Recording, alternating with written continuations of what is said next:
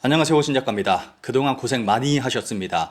드디어 대선 결과가 나왔습니다. 전 세계가 주목하는 한국의 대선이었는데 이 가운데 가장 크게 관심을 가진 나라가 일본이라고 생각합니다. 일본에서는 이재명 대통령 탄생에 벌써부터 두려움의 반응이 나오고 있습니다. 일본 언론에서도 이재명 후보의 당선을 뉴스 속보로 대대적으로 보도했습니다. 한국에서 직접 보도하면서 한국의 분위기를 그대로 전하는 모습을 보여줬습니다. 이재명 대통령의 연설을 그대로 전하기도 하고 한국 국민들의 모습도 보여줬습니다. 1997년 대통령 선거 이후 최고 투표율 79.4%임을 강조하며 전했는데 아마 일본인들은 이 숫자에 크게 놀랐을 것이라고 생각합니다. 여기서 일본이 가장 걱정하고 있는 것이 한일 관계입니다. 그리고 일본이 걱정하는 한일 관계의 중심에는 윤석열이 있습니다. 지금보다 더 어려운 상황으로 한일 관계 전망, 윤 전 대통령이 개선한 한일 관계는 어떻게 될까? 한국 전문가들은 이 씨는 정책에 관심이 없다. 관심이 있는 것은 권력뿐이다. 라고 말한다. 또한 한국 시민들은 한일 관계가 개선된 것을 환영한다. 그렇다면 이 씨도 한일 관계를 유지하려고 할 것이다. 라고 말한다. 물론 한일 관계의 중시는 이재명의 정치 철학이 아니다. 이 씨는 비상계엄을 비판하며 대통령이 된 것으로 당초 높은 지지율을 얻은 것으로 보인다. 그러나 트럼프 미 행정부의 고관세 정책 등 한국을 둘러싼 상황은 어렵다. 전문가는 허니문 기간이 지나면 이 씨를 보는 국민들의 눈은 점점 매섭게 변할 것이다 라고 말한다. 한국의 역대 대통령들은 과거 지지율 저하를 만회하기 위해 일부러 대일 강경책을 쏟아내 국민의 환심을 사려고 했다. 이시바 시게루 총리가 아무리 애를 써도 이재명 씨의 가면 아래 맨 얼굴을 들여다볼 수는 없을 것이다. 한국 주일대사 경험자는 이 씨는 단순한 남자가 아니다. 한일 관계가 당장 악화되리라고는 생각하지 않지만 지금보다 더 어려운 상황에 놓일 가능성은 높다. 라고 말했다. 이 내용은 대다수 일본 언론들의 논조라고 볼 수 있습니다. 윤 전 대통령이 개선시킨 한일 관계를 이재명 대통령이 깨트릴 가능성이 매우 높다라는 식의 생각이 일본인들의 기본적인 인식입니다. 그런데 윤석열은 한일 관계를 개선시킨 것이 아니라 오히려 더 엉망으로 망가뜨린 주범입니다. 윤석열 정권은 당시 모든 걸 일본한테 줬잖아요. 일본 외교의 중심이 완벽하게 일본 중심으로 돌아갔습니다. 그로 인해서 한일 관계는 국가 간의 관계임에도 불구하고 상하 관계가 돼버렸고 일본 국우 중심의 관계가 됐습니다. 그런데 반대로 이재명 대통령으로 인해서 한일 관계는 다시 개선될 가능성이 높다고 볼 수 있습니다. 한국 대통령으로 이재명 씨 혁신계 승리, 한일 관계를 예측할 수 없다. 이재명 대통령의 당선이 확실시 되자마자 나온 기사로 3,000개가 넘는 댓글이 달리며 반응이 정말 뜨겁습니다. 이번 대선 결과에 대한 일본 네티즌들의 반응을 살펴보겠습니다. 이 씨의 당선으로 반일 분위기가 시작됐구나. 우선 이란 관계를 생각할 때 중요한 것은 한일 기본조약에서 진영공 문제는 해결됐다는 점이다. 이 씨는 문재인 전 대통령과 마찬가지로 투트랙 외교라는 역사 문제로 골문을 움직이며 진영공과 중국 위안부 문제 등을 거론하며 노재팬 등의 반일 운동을 벌였다. 과거 이 씨의 발언을 들어보면 극히 반일적인 편이어서 일본으로서는 이 씨에 대해 단호하고 의연한 대응이 필요하다. 한국 대통령 같은 건 누가 돼도 크게 변하지 않을지도 모르지만 솔직히 말해 실망스러운 결과입니다. 당선된 이 씨는 일본에 대해 강경한 발언도 많아 위안부나 진영공 등의 역사 인식을 들고 나올 가능성이 매우 높다고 생각합니다. 다만 여기서 당황해버리면 아무 의미가 없고 설령 한국 측이 어떤 주장을 해오든 일본은 의연한 대응을 해야 한다고 생각합니다. 이번 한국 대선 결과는 말할 수 없을 정도로 실망했습니다. 설마 이런 인물이 국가의 리더로 뽑힐 줄이야. 정책이나 가치관, 발언 하나하나가 과거에 역행하는 것처럼 느껴져서 한국의 미래가 앞으로 어떻게 될지 정말 걱정됩니다. 한국 국민이 왜 이런 선택을 했는지 이해하려고 해도 납득할 수 없고 그저 허탈함만 남습니다. 이번 결과가 국내 분단을 더욱 심화시키고 국제적 신뢰마저 훼손시키지 않을까 정말 걱정입니다. 민주주의의 결과인 이상 받아들일 수밖에 없다고는 하지만 미래에 대한 희망보다 불안이 더 커져버린 것은 유감입니다. 윤 정부의 대일 정책을 굴욕 외교라고 비판해왔다. 유튜브에서 봤는데 젊은 사람일수록 윤 대통령파가 많았다. 그것은 일본에 대해 우호적이기 때문이다. 반면 60세가 넘은 사람은 대부분 반일. 그래서 윤 대통령을 싫어했다. 윤 전 대통령에 대한 있을 수 없는 판결 등 한국의 사법은 완전히 끝났다. 일본에 대한 판결을 봐도 분명하다. 일본이 이 새 대통령을 어떻게 대할지 신경 쓰인다. 국민의힘이 후보자를 단일화하지 못한 탓이 크다. 일본의 미디어는 선거 전 내내 이재명 씨 측만 보도한 것처럼 느꼈는데 기분 탓일까? 한국 대통령은 누가 되든 똑같다고 댓글 다는 사람이 있는데 그렇지 않다. 이란 관계는 다시 문시대로 되돌아간다. 한국은 북한이나 중국보다 문시대보다 나빠질지도 모른다. 자유를 되찾을 수 있다고 착각하는 한국 국민이 왜 이렇게 많은가? 이것이 뉴스가 되는 것은 한국에 대한 친밀감을 느끼고 있는 연령층이 일본에도 많이 있기 때문일 것이다. 한국 정권은 지지율이 떨어지면 반일 자세를 선명하게 드러내는 경향이 있다. 새 정권의 지지율이 높은 가운데는 그다지 과격한 행동을 일본에는 취하지 않을지도 모른다. 일본은 조용하게 국제 규칙에 따라 외교 관계를 계속해 나갈 수밖에 없을 것이다. 한국의 새로운 대통령 선출이 일한 관계에 미치는 영향을 어떻게 생각하십니까? 라는 야후재팬에서 실시 중인 설문조사입니다. 결과를 보면 87%가 넘는 사람이 한일 관계가 악화될 것이라고 답했습니다. 일본 국민들이 왜 이런 생각을 가지고 있는지 살펴보고 이재명 정부에 대한 일본 언론과 정치인들은 어떤 생각을 가지고 있는지 살펴보겠습니다. 우선 일본은 한국의 역대 대통령을 어떻게 바라봤는지 간략하게 살펴보겠습니다. 김영삼 대통령은 조선 총독부 폭발하는 굉장히 상징적인 업적을 남겼습니다. 일요일에 일본에서는 아직도 비난성 기사가 나올 정도입니다. 김대중 대통령은 한일 관계를 크게 개선시켰고 일본인 중에 김대중 대통령을 존경하는 사람도 일부 존재할 정도입니다.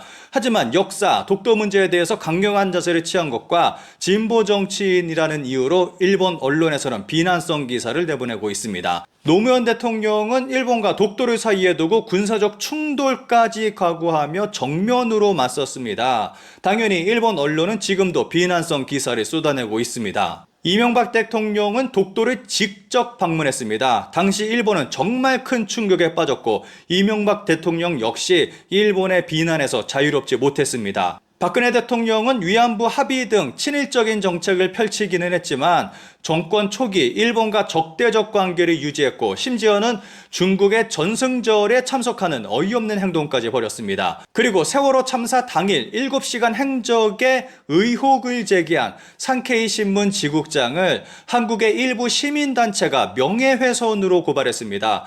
결국 무죄 판결을 받기는 했지만 일본에서는 박근혜 정부가 일본 언론을 공격했다라는 식으로 기사를 내보냈고 산케이 신문 지국장 카토 타치야는 일본으로 돌아가서 나는 왜 한국에 이겼나? 박근혜 정권과의 500일 전쟁이라는 책을 출판하기도 했습니다. 당연히 박근혜 대통령에 대한 감정이 좋을 리 없습니다. 문재인 대통령은 취임하자마자 초계기 공격과 수출 제재로 일본이 먼저 공격해왔습니다. 그리고 일본 언론들은 말로 표현할 수 없을 정도의 혐한성 기사를 쏟아냈습니다.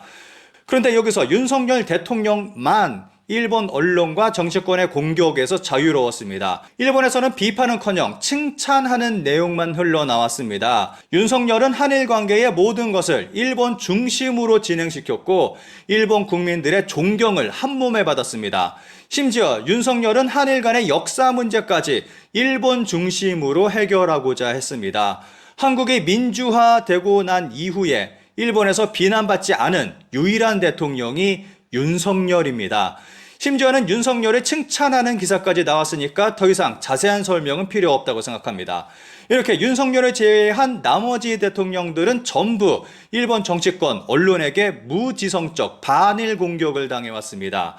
그리고 현재 일본은 윤석열로 인해 일본에게만 유리한 한일 관계가 무너지게 된 것에 대해 우려하고 있습니다. 그런데 이재명 대통령의 경우에는 무조건적인 반일 대통령이 아니라는 현실적이고 이성적인 반응이 일본에서 나오고 있습니다. 특히 전 오사카 부지사를 지낸 하시모토 토우르의 발언은 굉장히 의미심장하다고 생각합니다.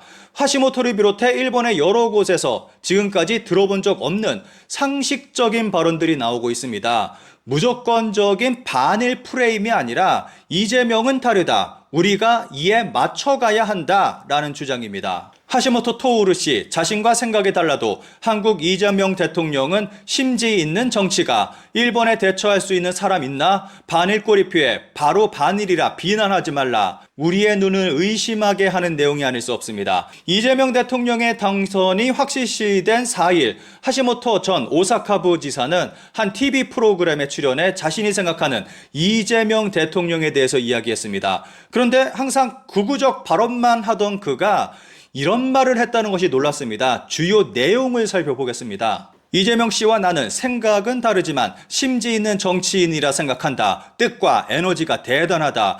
일본 정치인 중에 이재명 씨와 제대로 대처할 수 있는 사람이 있을까? 적당히 얼렁뚱땅 국회의원이 된 패거리가 절대 이재명 씨에게 대처할 수 없다고 생각한다. 일본의 국회의원들을 어중이 떠중이로 표현하고 오히려 이재명 대통령을 굉장한 능력자로 평가하고 있습니다. 2023년 후쿠시마 제1원전의 처리소 해양 방출에 관해서 일본의 핵 오염수는 제2의 태평양 정쟁으로 기록될 것 같습니다. 라고 일본에 대한 강한 발언이 있었다. 다만 최근에는 이런 발언이 없는 것 같다. 5월 26일에는 일본은 중요한 파트너로 견고한 한일 관계의 토대를 구축한다 라고 자신의 SNS에 썼다. 바로 반일이라고 말하잖아요. 그건 아니라고 생각합니다. 일본 정치인도 중국, 한국에 대해 상당히 강하게 말을 하잖아요. 그래서 그쪽에서 보면 반중인가 반한인가 하고 생각하게 되는 정치인이 일본에서는 인기를 얻는 겁니다. 정치인은 대외적으로는 강경한 말을 하는 존재. 게다가 이재명 씨는 조선민족을 제일로 생각하는 것 같은 느낌을 받는데 이시하라 신타로 씨의 자국 퍼스트라든지 트럼프 씨의 조선 버전 같은 느낌이라서 그런 걸로 욕하면서 인격 부정할 것이 아니라 서로 나라를 생각하고 있는 정치가구나, 기계가 있구나 라고 생각하면 좋을 것 같습니다. 나머지는 생각에 따라서 논의하면 좋을 것 같은데 일본 정치인들은 흔히 반일이다 라면서 비난하잖아요. 그거 그만두는 게 좋습니다. 일본 정치인도 국내 지지율을 위해서 야수쿠니 참배를 한다던가 하는데 참배하러 가는 건 좋은데 일본도 똑같은 행동을 하고 있으니까요. 그러면서 역사 부분에서 부딪히게 될 것인데 역사는 역사고 경제, 문화 교류는 별개의 것이라서 이재명 대통령의 발언에 전적으로 동의한다고 말하고 있습니다. 기사는 이시바 총리는 자민당에서도 진보 쪽이어서 역시 한국의 진보인 이재명 대통령과 케미가 잘 맞을 것이라고 마무리하고 있습니다. 한국을 친일, 반일로 말하는 것은 무엇이 문제인가? 이원론으로 보도해온 미디어의 책임과 그 폐해. 역시 비슷한 내용을 전하는 기사로 한국을 무조건 반일이라고 말하는 것은 잘못됐다고 지적하는 기사입니다. 한국에서 친일은 민족 반역자들을 일컫는 말이고 반일은 일본이 싫다는 것이 아니라 역사 문제를 말하는 것이기 때문에 반일이라는 말은 맞지 않다는 내용입니다.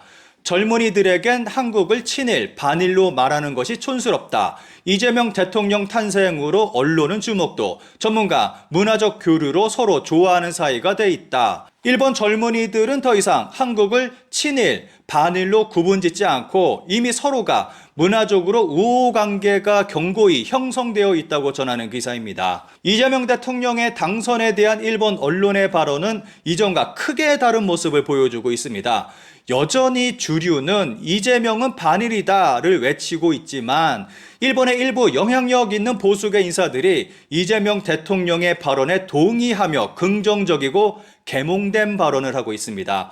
일본의 언론도 이와 비슷한 모습을 보여주고 있습니다. 여기서 이재명 대통령이 당선된 이후 일본의 우익 인사들이 이재명 대통령에 대해서 긍정적 발언을 하는 이상한 일이 벌어지고 있습니다. 앞서 하시모토 토우루 전 오사카부 지사의 발언을 소개했습니다. 정말 깜짝 놀랄 만한 내용을 일본 우익 인사들이 발언하고 있고 일본의 언론들이 이 내용을 그대로 전하고 있습니다. 제 영상에 어느 분이 단 댓글이 굉장히 인상적이었습니다. 일본에 15년 이상 거주자입니다. 일본 국민은 정치에 관심이 없기에 자민당이 미디어를 장악하고 세뇌시키는데 국민들은 모름. 근데 이재명 옹호 내용이 공영방송에 나온 건 역대급임.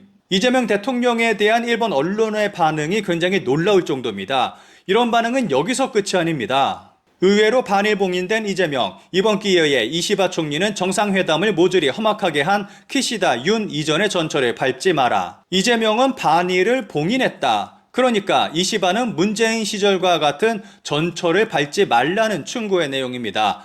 우선 이 사설을 쓴 사람이 누구인지 살펴보겠습니다. 무토 마사토시입니다. 무토 마사토시는 이전 주한 일본 대사관이었고 일본으로 돌아가서 한국인으로 태어나지 않아서 다행이다 등의 혐한 서적을 여러 출판한 구구 중의 구구 인사입니다. 이 사실을 인지하면서 무토가 쓴 사설을 살펴보겠습니다. 게다가 대선 출마 선언 후에는 현실적으로 한미동맹이 매우 중요하고 한미일 협력관계도 매우 중요, 일본은 중요한 파트너, 전향적 미래지향으로 대응, 굳건한 한일관계의 토대를 구축 등의 발언을 해 한일관계를 긍정적으로 추진할 뜻을 강조하게 됐다. 그리고 이달 3일 치러진 대선에서 승리한 다음 날 취임 선서에서는 굳건한 한미동맹을 바탕으로 한미일 공조를 공고히 하고 주변국과의 관계도 국익과 실용의 관점에서 접근하겠다라고 말한 것이다. 이재명의 이런 입장 표명은 일본 내에서도 의외로 받아들여져 진위가 어디에 있는지 당혹감이 팽배해 있다. 반일인 줄 알았는데 말하는 거 들어보니까 아니네 라면서 일본 내에서는 혼란스러운 상황이라는 설명입니다. 그동안 이재명 씨는 가난한 가정에서 자라 인권 변호사로 사회활동을 시작한 경위로 전쟁 피해자들에게 동정적이었고 정치권에 진출해서도 성남시장, 경기도지사를 역임했지만 중앙정부 근무나 국회의원 경험은 없어 외교와 무관했다. 이 때문에 그의 발언은 내용에는 외교적 고려는 일절 없고 시민들을 향한 과격한 언행만 눈에 띄었다. 하지만 이는 아무것도 가진 것 없는 그의 상황에서 비롯된 이재명의 인기 얻기 정책의 측면이 강했다. 과격한 발언을 정치적 퍼포먼스라고 한다면 그의 사상이나 이념이 정말 극도의 반일이라고 몰아세울 수는 없을 것이다. 게다가 대통령이 되면 외교의 책임자가 된다. 반일을 부추기는 것은 현재 한국이 처한 경제 상황이나 한반도의 지정학적 상황에서 큰 마이너스가 된다. 이런 상황에서 국익을 우선시한 실용주의 입장을 취하기로 한 것일 것이다. 한마디로 이재명은 실용주의자다. 그래서 일본인들이 우려하는 무조건적인 반일은 없을 것이다 라는 내용입니다. 여기서 무토는 재미있는 표현도 하고 있습니다. 한편으로는 이재명 씨에게는 과거 발언이 보여주듯 반일의 소지는 남아있어 한일 관계가 긴박해지는 상황에서는 윤석열 전 대통령처럼 일본과의 협력 관계를 지키기 위해 몸을 바칠지 의문이다. 윤석열은 한일 관계 개선을 위해서 몸을 바쳤다고 말하고 있습니다. 이어지는 내용은 한일 관계를 걱정하는 내용들입니다. 윤석열, 키시다와 같은 한일 관계를 유지해야 한다. 그렇지 못하면 한국은 위기에 처할 것이다. 한미일 동맹은 견고하게 유지돼야 한다. 역사, 영토 문제에 대해서는 관용적 자세를 보여야 한다 등의 주장입니다.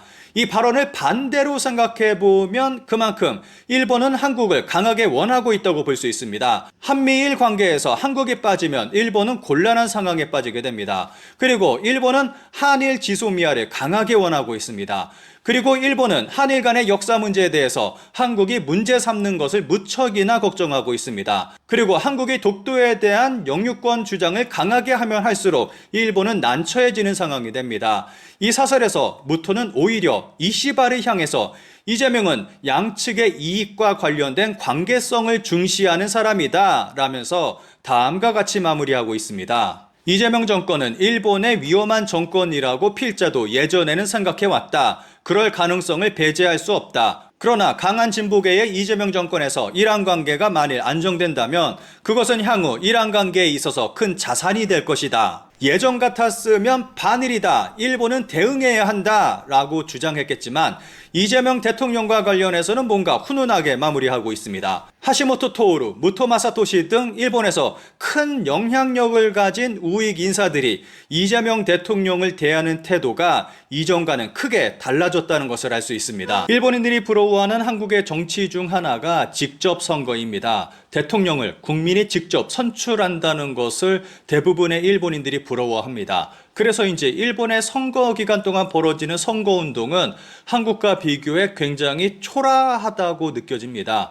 보시는 화면은 몇 해 전 중의원 선거 당시 가두연설을 하는 일본 공산당 의원의 모습입니다. 사람들이 많지도 않은 데다가 나이 많은 노인들이 대부분입니다. 공산당만이 아니라 모든 정당이 이러한 모습을 하고 있습니다.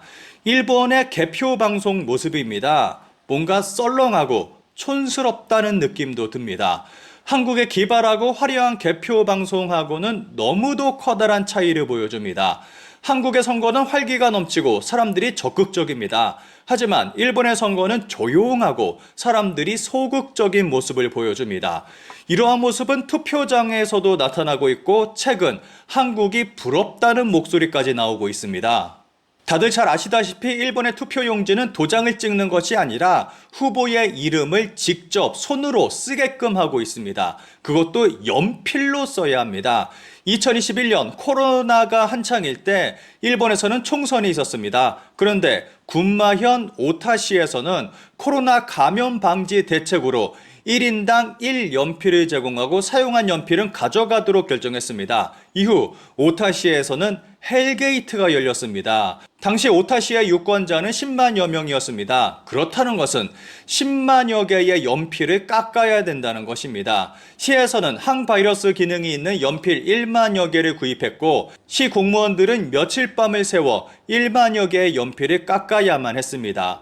투표 용지에 이름을 직접 쓰는 것에는 정말 수도 없이 많은 문제점들이 존재합니다. 만약 이름이 같은 후보가 있다고 가정해 보도록 하겠습니다. 한 명은 아베 신조, 한 명은 아베 히로시라고 했을 때 아베라고만 이름을 쓰는 사람이 상당수 속출하게 됩니다. 이는 정당 이름을 쓸 때도 동일합니다. 일본에는 입헌민주당하고 국민민주당이 존재합니다. 여기서 그냥 민주당이라고만 쓰는 사람들이 상당수 존재합니다. 그냥 아베만 써서 아베 신조인지 아베 히로시인지 알 수 없는 표, 그냥 민주당이라고만 써서 입헌민주당인지 국민민주당인지 알 수 없는 표의 경우 득표수에 따라 달라집니다. 예를 든다면은 입헌민주당이 총 60표, 국민민주당이 총 40표를 얻었다면 민주당이라고 쓰인 표는 입헌민주당의 60%, 국민민주당의 40%씩 할당됩니다. 직접 연필로 표기함으로 인해서 벌어지는 문제점은 이뿐만이 아니라 더 심각한 문제점도 낳고 있습니다. 한국을 비롯한 대부분의 나라들은 도장을 찍어서 투표합니다. 한국의 경우 정말 애매하게 찍힌 도장이 아니라면 웬만하면 유효표 처리를 합니다. 발생하는 무효표는 0.5% 정도로 굉장히 적은 편에 속합니다. 그런데 일본은 직접 이름을 쓰는 시스템으로 인해서 정말 많은 무효표가 발생합니다. 일본에서는 선거철만 되면 무효표 예시를 설명하는 기사들이 정말 많이 등장합니다. 보시는 예시처럼 자신의 이름을 함께 쓰거나 별표 같은 기호를 넣거나 누구누구 씨에게 라던가 정말 좋아해, 힘내라 등의 쓸데없는 문구를 넣으면 무효 처리됩니다. 이렇게 하지 말아라 하는 예시는 정말 많습니다. 간단히 말하면 후보의 이름을 정확하게 쓰는 것이 가장 안전한 방법입니다. 지금 보시는 그림은 일본에서 정말 유명한 전설적인 무효표입니다. 후보 이름 밑에 이유는 알 수 없지만 무의미한 획 하나가 더 그어져 있습니다.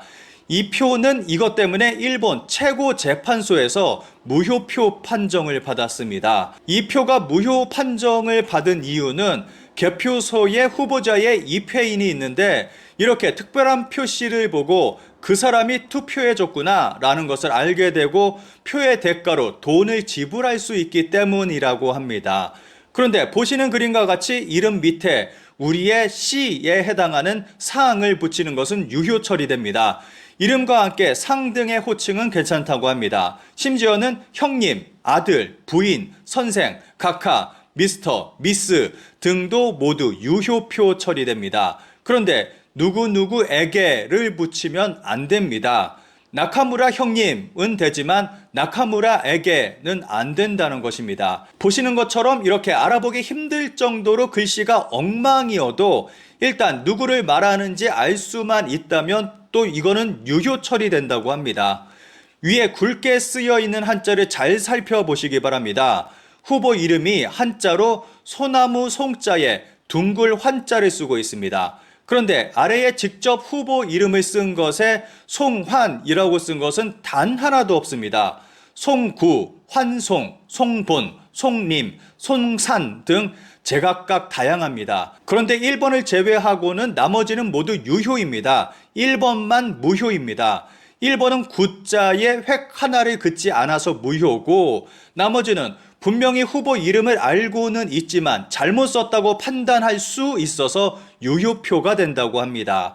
이러한 이유로 일본에서는 무효표가 무려 5% 가까이 됩니다. 한국보다 10배나 많은 수치입니다.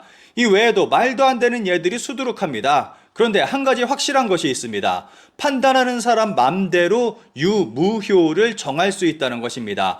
맘만 먹으면 어정쩡한 표들은 모두 한쪽으로 몰아버릴 수도 있다는 것입니다. 게다가 글을 쓸 줄 모르는 사람이나 장애가 있어서 글을 쓰기 힘든 사람의 경우 무효표가 만들어질 가능성이 매우 높습니다.